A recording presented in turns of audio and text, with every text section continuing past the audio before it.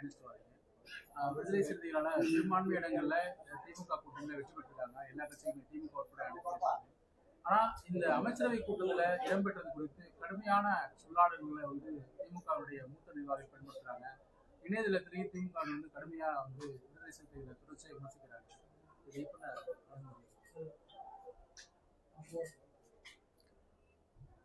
இது போன்ற விமர்சனங்களுக்கு நான் பதில் சொல்ல விரும்பவில்லை. திராவிட முன்னேற்றக் கழக தலைவர் அண்ணன் மு.க. ஸ்டாலின் அவர்கள் மீதும் கட்சியின் முன்னணி பொறுப்பாளர்கள் மீதும் எனக்கு மிகுந்த மதிப்பு உண்டு.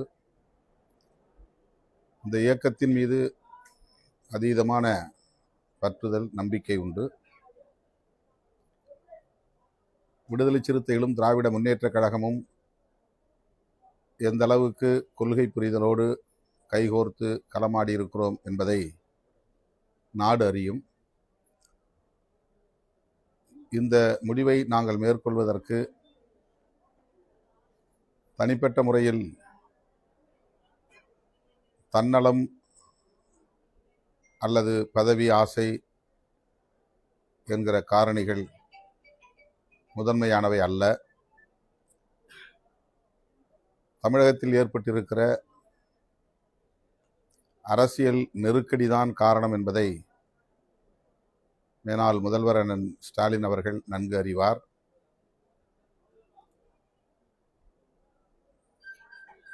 நாங்கள் இப்படி ஒரு முடிவை எடுக்க இருக்கிறோம் என்பது குறித்து அவரிடத்திலே வெளிப்படையாக நாங்கள் மனம் திறந்து பேசியிருக்கிறோம். கம்யூனிஸ்ட் கட்சிகள் என்ன முடிவை எடுக்கிறார்களோ அதை ஒட்டி விடுதலை சிறுத்தைகளும் முடிவை எடுக்க திட்டமிட்டிருக்கிறோம் என்று நான் ஊடகங்களின் வாயிலாக சொன்னது மட்டுமில்லாமல் அவரிடத்திலே அவரை தனிமையில் சந்தித்த போதும் சொல்லியிருக்கிறேன். தனிநபர் தேவைகளுக்காக எந்த முடிவையும் நாங்கள் மேற்கொள்ள மாட்டோம் என்பதை உணர்த்துவதற்காகத்தான் கம்யூனிஸ்ட் கட்சிகள் என்ன முடிவை எடுக்கின்றனவோ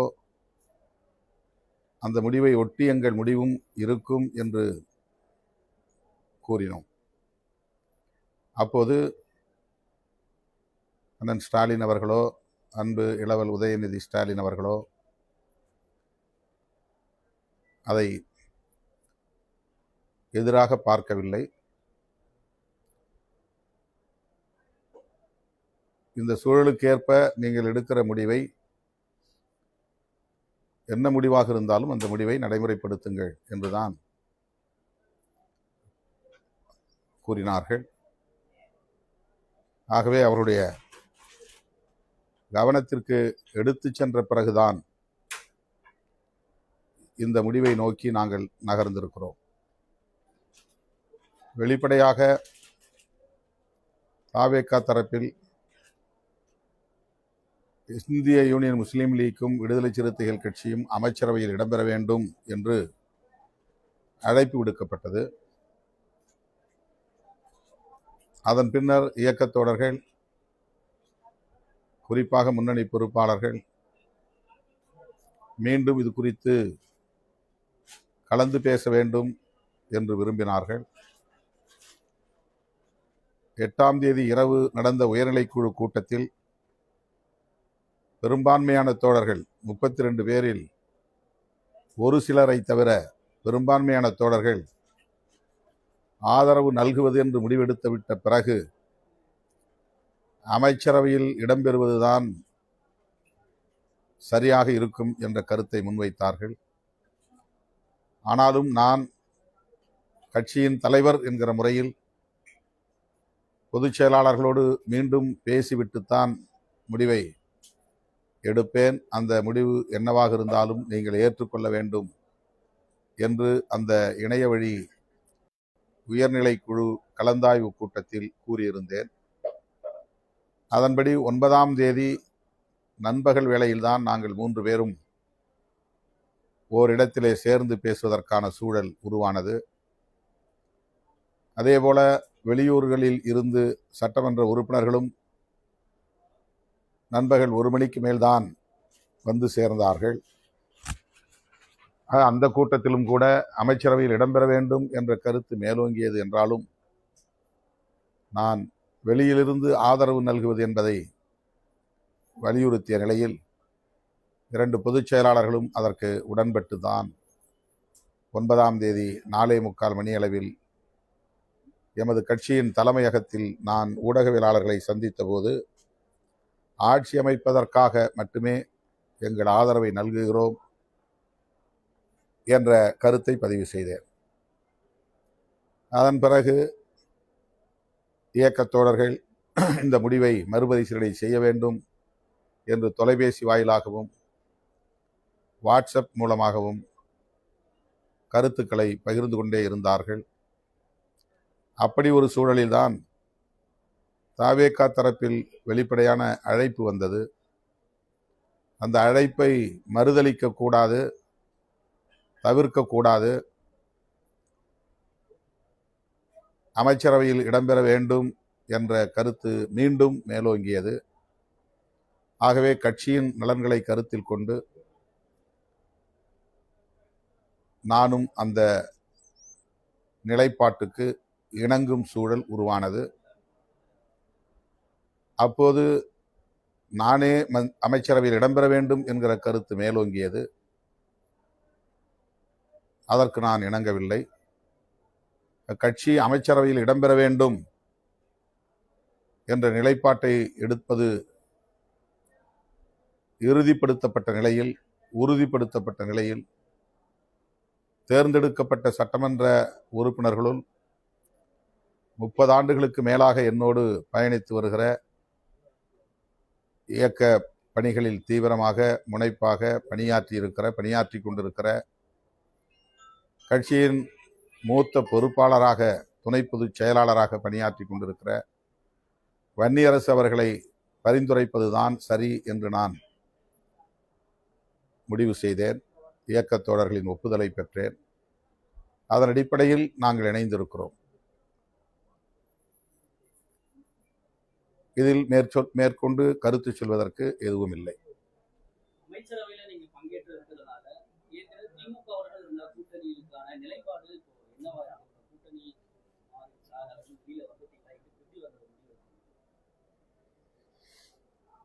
தேர்தல் நேரங்களில் தான் நாம் தேர்தல் தொடர்பான கூட்டணி தொடர்பான முடிவுகளை எடுப்பது வழக்கம்.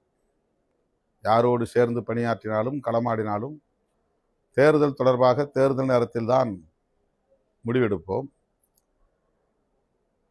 கடந்த காலங்களில் நாங்கள் தொடர்ந்து திராவிட முன்னேற்றக் கழகத்தின் தலைமையிலான மதசார்பற்ற முற்போக்கு கூட்டணியில் இடம்பெற்றோம். அது நீடிக்க வேண்டும், அது வலுப்பெற வேண்டும் என்பதற்காக தேர்தலுக்கு முந்தைய காலத்தில் என்னாலான அனைத்து முயற்சிகளையும் மேற்கொண்டேன், பங்களிப்பையும் செய்தேன். என்னை ஒரு துருப்புச் சீட்டாக பயன்படுத்தி திராவிட முன்னேற்றக் கழகத்தின் தலைமையிலான மதசார்பற்ற முற்போக்கு கூட்டணியை சிதறடிப்பதற்கு பல முனைகளில் இருந்தும் பல தரப்பினர் பல்வேறு முயற்சிகளை, பகீரத முயற்சிகளை மேற்கொண்டார்கள். அதற்கு கிஞ்சித்தும் இணங்காமல் நான் உறுதியாக நின்று திராவிட முன்னேற்றக் கழகத்தின் தலைமையிலான மதசார்பற்ற முற்போக்கு கூட்டணியை பலவீனப்படுத்த ஒருபோதும் நான் இடம் தர மாட்டேன் என்பதை நடைமுறைப்படுத்தி காட்டினேன். இதில் யாரும் மாற்று கருத்து சொல்ல முடியாது, எதிர்கருத்தை சொல்ல முடியாது. அந்த அளவுக்கு தேர்தலுக்கு முன்பு ஒரு 2 ஆண்டு காலம் என்று சொன்னால் மிகையாகாது. 2 ஆண்டுகளாக தொடர்ந்து என்னை குறிவைத்து சமூக ஊடகங்களில் விவாதித்தார்கள். என்னை குறிவைத்து சாதிய மதவாத சக்திகள் காய்களை நகர்த்தினார்கள், எமது உணர்ச்சிகளை தூண்டினார்கள், திட்டமிட்ட அவதூறுகளை பரப்பினார்கள், ஆத்திரம் ஊட்டினார்கள். எதற்கும் நாங்கள் மசியவில்லை, இணங்கவில்லை.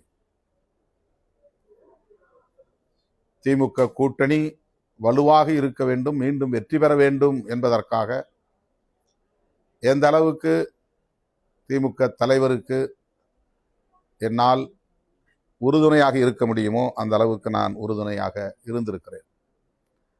அதன் பின்னர் இந்த கூட்டணியை, தேர்தல் முடிவுகளுக்கு பின்னர் இந்த கூட்டணியை என்னால் காப்பாற்றும் அளவுக்கான வலிமை இல்லை. காங்கிரஸ் எடுத்த முடிவை தடுக்கிற வலிமை எனக்கு இல்லை.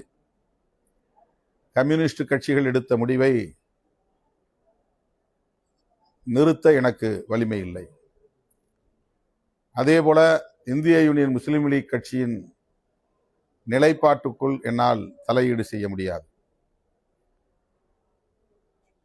இன்றைக்கு சமூக ஊடகங்களில் விவாதிக்கக்கூடியவர்கள் மீண்டும் என்னை மட்டுமே குறிவைத்து கடுமையான விமர்சனங்களை, அவதூறு கணைகளை ஏவுவது ஏன் என்று என்னால் விளங்கிக் கொள்ள முடியவில்லை. தேர்தலுக்கு முன்னால் அந்த கூட்டணியை காப்பாற்றுவதற்கு என் வலிமைக்கேற்ப என்னுடைய முயற்சிகளை நான் மேற்கொண்டிருக்கிறேன். என்னையே ஒரு ஆயுதமாக பயன்படுத்தி, என்னையே ஒரு கருவியாக பயன்படுத்தி அந்த கூட்டணியை பலவீனப்படுத்துவதற்கு மேற்கொள்ளப்பட்ட அனைத்து முயற்சிகளையும், சதி முயற்சிகளையும் நான் முறியடித்திருக்கிறேன். தேர்தலுக்கு பின்னர் அந்த கூட்டணியை கட்டுக்கோப்பாக வைத்திருப்பதற்கு, காப்பதற்கு, பாதுகாப்பதற்கு எனக்கு எந்த முகாந்திரமும் இல்லை. நான் கூட்டணி தலைவராக இல்லை, அல்லது கூட்டணி கட்சிகளை காப்பாற்றுகிற அளவுக்கான ஆளுமை பெற்றவனாகவும் இல்லை.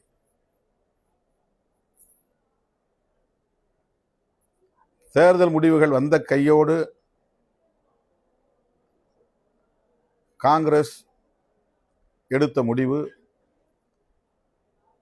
அதனையொட்டி அடுத்து நிகழ்ந்த அரசியல் காட்சிகள், இவையெல்லாம் நேர்மையாக சிந்திக்கக்கூடிய அனைவருக்கும் என்ன என்பது தெரியும். நாங்கள் அவசரப்பட்டு விடவில்லை, அவசரப்படுத்தினார்கள்.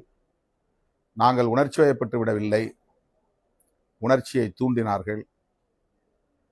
எங்கள் கட்சிக்கு ஒரு வரைமுறை இருக்கிறது. அந்த வரைமுறைகளின்படி, விதிமுறைகளின்படி இடதுசாரிகள் எடுத்த முடிவை முன்வைத்து 2.5 மணி நேரத்திற்கு மேலாக உயர்நிலைக் குழுவில் விவாதித்து அந்த முடிவை கூட்டணியின் தலைவர் அண்ணன் ஸ்டாலின் அவர்களிடத்திலே விளக்கி சொல்லி அதன் பிறகுதான் அறிவிப்பது என்று நாங்கள் முடிவெடுத்தோம்.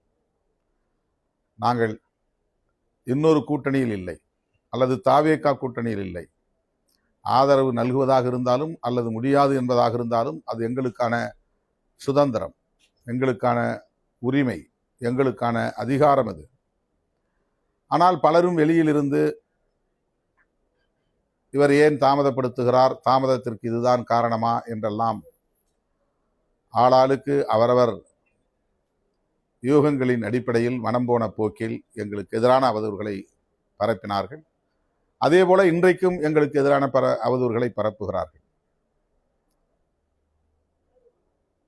இந்த விமர்சனங்களுக்கு என்னால் இந்த சூழலில் பதில் சொல்ல இயலாது. எங்கள் நேர்மையையோ எங்கள் அரசியல் தூய்மையையோ களங்கப்படுத்த யாருக்கும் உரிமை இல்லை. ஒரு கட்சியை உருவாக்கி அந்த கட்சியை கட்டுக்கோப்பாக பல 10 ஆண்டுகள் வெற்றிகரமாக வழிநடத்துவது என்பது அவ்வளவு இலகுவான ஒரு காரியம் இல்லை. நான் ஏற்கனவே சொல்லி இருக்கிறேன், நான் ஒரு ஆட்டோக்ராட் அல்ல, டெமோக்ராட். எங்களுடைய தோழர்களுக்கு எந்த அளவுக்கு அரசியல் புரிதல் இருக்கிறது என்பது வேறு விவகாரம், ஆளுமை திறன் இருக்கிறது என்பது வேறு விவகாரம். ஆனால் அவர்களை நான் உடன் வைத்து கொண்டு அவர்களோடு அவர்கள் புரிந்து கொள்ளுகிற வரையில் விவாதித்து, அவர்கள் உடன்படுகிற வரையில் விவாதித்து, அதன் பிறகுதான் எந்த முடிவையும் நான் எடுத்திருக்கிறேன். இப்போதும் அப்படித்தான் எடுத்திருக்கிறேன். எனக்குரிய கால அவகாசத்தை நான் எடுத்துக்கொண்டேன். 2 நாட்கள் 3 நாட்கள் என்றெல்லாம் சொல்லுகிறார்கள். 8ஆம் தேதி 4 மணிக்கு இடதுசாரி கட்சிகள் அறிவிப்பு செய்தார்கள். 9ஆம் தேதி 2 மணிக்கே நான் தாவேகா தரப்பினருக்கு தகவல் கொடுத்தேன். வந்து கடிதம் பெற்றுக்கொள்ள செய்தேன். 3:30 மணிக்கு கடிதத்தை பெற்றுக்கொண்டார்கள். நான் பத்திரிகையாளர்களை சந்திப்பதற்கு நான் அழைப்பு விடுக்கவில்லை. அவர்கள் வந்து காத்திருந்தார்கள். காத்திருந்தவர்களின் உணர்வுகள் மதிக்கப்பட வேண்டும் என்பதற்காக நான் தேடி வந்து பார்த்தேன். நான் ஊடகவியலாளர்களை வாருங்கள், இந்த தேதியில் உங்களை பார்க்கிறேன், இதை அறிவிக்கப் போகிறேன் என்று சொல்லவில்லை. அறிவிப்பை நான் என்னுடைய சமூக ஊடகத்தில் கூட, முகநூலில் கூட என்னால் அறிவிக்க முடியும். அறிக்கையை ட்விட்டர் பக்கத்தில் கூட என்னால் போட்டுவிட முடியும். ஊடகவியலாளர்களை கூட்டி பேச வேண்டும் என்ற கட்டாயம் ஒன்றும் இல்லை. ஆனால் காலை 10 மணியிலிருந்தே தலைமையகத்தில் வந்து அமர்ந்து கொண்ட நிலையில் அந்த ஊடகவியலாளர்களை நாம் அவமதித்து விடக்கூடாது, காத்திருக்கிறார்கள் என்பதற்காக நான் 4:45 மணிக்கு அங்கு வந்து சேர்ந்தேன். எங்கள் நிலைப்பாட்டை சொன்னேன். இந்த முடிவை மிக மிக நிதானமாகத்தான் நாங்கள் எடுத்திருக்கிறோம். எங்கள் மதசார்பற்ற முற்போக்கு கூட்டணியின் தலைவர் அண்ணன் ஸ்டாலின் அவர்களின் கவனத்திற்கு கொண்டு சென்று அவருடைய வாழ்த்துக்களோடு தான் அல்லது ஆதரவோடு தான் அல்லது இசைவோடு தான் இந்த ஆதரவை நாங்கள் வழங்குகிறோம் என்று அறிவித்துவிட்டுத்தான் வழங்கியிருக்கிறோம், சொல்லவில்லை. இருக்கிற அரசியல் சூழலை அவருக்கு இருக்கிற அரசியல் பக்குவத்தின் அடிப்படையில் புரிந்து கொண்டு 5ஆம் தேதியே எங்கள் அனைவரையும் அழைத்து நாம் எல்லோரும் ஒற்றுமையாக இருந்து செயல்படுவோம், அவர் ஆட்சி அமைப்பதற்கு இடையூறாக நாம் இருக்க வேண்டியதில்லை என்ற கருத்தை சொன்னார். அதுதான் அவருடைய பக்குவம், அவரது அரசியல் முதிர்ச்சி. ஆகவே எங்கள் அரசியல் நேர்மையை அல்லது கூட்டணிக்கு நாங்கள் எந்த அளவுக்கு உற்ற துணையாக இருந்திருக்கிறோம் என்கிற அந்த நம்பகத்தன்மையை போகிற போக்கில் கேள்விக்குள்ளாக்குவது, களங்கப்படுத்துவது ஒரு திட்டமிட்ட அவதூறு. விடுதலை சிறுத்தைகளின் வளர்ச்சியை பிடிக்காதவர்கள் தொடர்ந்து காலம் காலமாக எங்களுக்கு எதிராக காழ்ப்புணர்வை கக்கிக் கொண்டிருக்கிற கும்பல் திரும்ப திரும்ப இதை செய்து கொண்டிருக்கிறது. எனவே இது குறித்து நாங்கள் மேற்கொண்டு கருத்து சொல்ல விரும்பவில்லை. முதலமைச்சர் விஜய் வந்து உங்களை தனிப்பட்ட பெரிய மரியாதை வச்சிருக்காரு. ஒவ்வொரு இடங்களையும் நம்ம பார்க்குறோம். முதல் மாநாட்டில் கூட உங்களை தான் வெளிப்படையா அழைச்சாரு. அவர் வந்து திருச்சி கிழக்குல உங்களை வந்து போட்டியிடுவதற்காக அழைத்தால் நீங்க இந்த இடைத்தேர்தலில் நீங்க அமைச்சர்களை வர வேண்டும் ரொம்ப விரும்புகிறார். அவர் தனிப்பட்ட விதத்தில் ஒருவேளை திருச்சி கிழக்குல இடைத்தேர்தலில் உங்களை போட்டியிட அழைத்தால் உங்களோட விருப்பம் என்ன? அமைச்சரவையில் நான் இடம்பெற வேண்டும் என்கிற விருப்பத்தை தாவேகா தரப்பில் வெளிப்படுத்தினார்கள். நான் அதில் உடன்பாடு இல்லை என்பதை தொடக்கத்திலேயே சொல்லிவிட்டேன். இப்போதும் அந்த நிலைப்பாட்டில் தான் நான் இருக்கிறேன். அது ஏன் யூகமான கேள்வி? எல்லாமே யூகமான கேள்வியை கேட்டு யூகமா பதில் சொல்லி அதை நீங்க வந்து திசை திருப்பி திரிபுவாதம் செய்து அவதூறு பரப்புவது தான் வழக்கமாக இருந்து கொண்டிருக்கிறது. யூகமான கேள்விகளுக்கு இங்கு இடமில்லை. காங்கிரஸ் வந்து நாடாளுமன்ற தேர்தல், அடுத்து உள்ளாட்சி தேர்தல் எல்லாத்துலயுமே வந்து தாவேகாவுடன் கூட்டணி அப்படின்றத வந்து அவங்க அந்த முடிவை எடுத்துட்டாங்க. நாங்க அப்படி இந்த முடிவை நாங்க எடுத்தது, இடதுசாரிகள் எப்படி வெளியிலிருந்து ஆதரவு தெரிவிக்கிறார்களோ அதை போல்தான் நாங்களும் ஆதரவு தெரிவிப்பது என்ற முடிவை எடுத்தோம். ஆனாலும் அரசியல் சூழலுக்கு ஏற்ப இந்த முடிவையும் நாங்கள் எடுக்கும் நிலைக்கு ஆளாகி இருக்கிறோம், அவ்வளவுதான். எதையுமே நான் உங்கள்கிட்ட பேசல. அப்புறம் திரும்ப ஒரு யூகமான கேள்வி எதுக்கு? அது தேர்தல் வரட்டும், தேர்தல் நேரத்தில் பேசலாம்.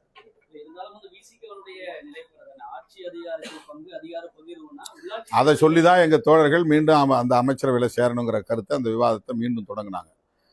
நீங்க வந்து அதிகார பகிர்வுங்கிறது வந்து பல ஆண்டுகளா சொல்லிக்கிட்டு இருக்கிறீங்க.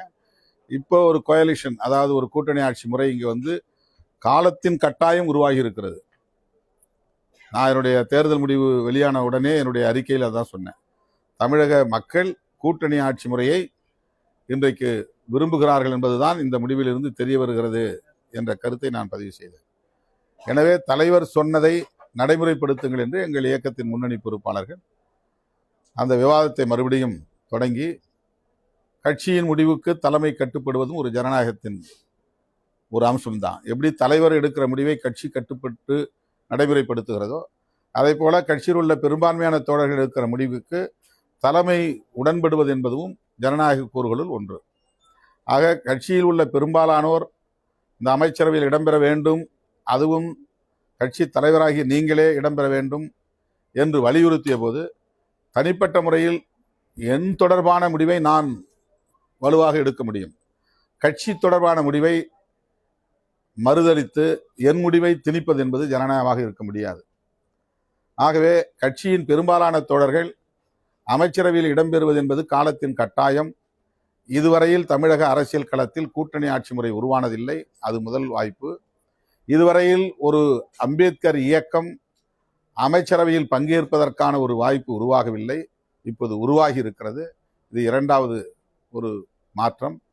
இதை உங்களுடைய ஈகோவுக்காக, அதாவது தனிப்பட்ட முறையிலே தலைவர் அமைச்சர்கள் இடம்பெற வேண்டாம் என்று எடுத்திருக்கிற அந்த முடிவுக்காக இந்த வாய்ப்பை மறுதளிப்பது ஏற்புடையது அல்ல என்ற கருத்தை முன்னணி பொறுப்பாளர்கள் பலரும் வற்புறுத்திய நிலையில் இந்த நேரத்தில் கட்சிக்கு கட்டுப்படுவது என்னுடைய பொறுப்பு. தேர்தல் அரசியலே வேண்டாம் என்று நான் இருந்த காலத்தில் 1999 தேர்தல் அரசியலில் ஈடுபட வேண்டும் என்று பெரும்பாலான தோழர்கள் சொன்னபோது நான் சில மாதங்கள் வரையில் அதை தள்ளி போட்டேன்.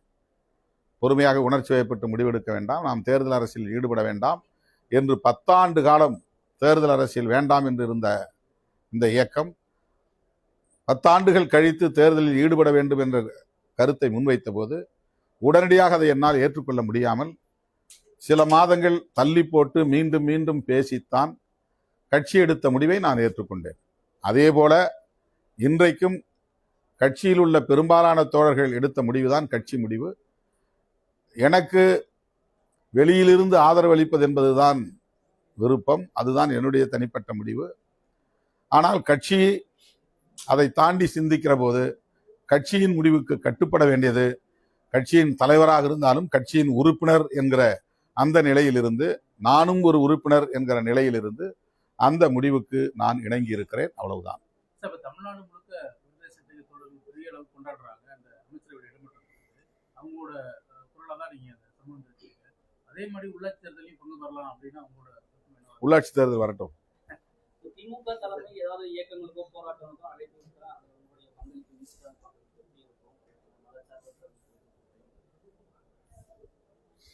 இதெல்லாம் அந்த சூழல்ல கேள்வி கேளுங்க. நன்றி.